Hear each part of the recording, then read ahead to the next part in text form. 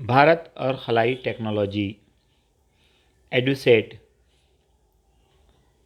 EDUSAT मसनूई Saiyaara सिर्फ तालीमी मैदान के लिए इस्तेमाल किया जाता है। विक्रम साराभाई। विक्रम साराभाई को भारतीय खलाई प्रोग्राम का बानी कहा जाता है। उन्हीं की कोशिशों से फिज़िकल रिसर्च लेबोरेटरी (PRL) का क़याम अमल में आया। हुकूमत हिंद ने 1962 में उनकी सदारत में Indian national space research committee कायम की। 1963 में थुम्बा तिरुवनंतपुरम में भारत का पहला मसनूई सैयारा दागने का मरकज़ कायम हुआ।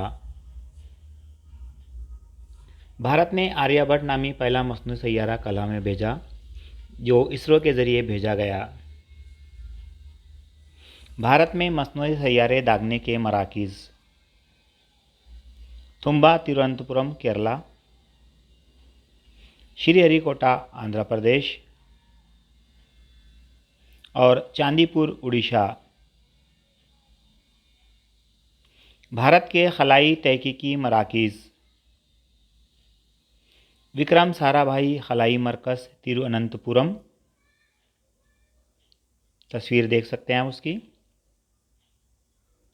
सतीश धवन खलाई मरकज़ Sriharikota. Space application centre Ahmedabad.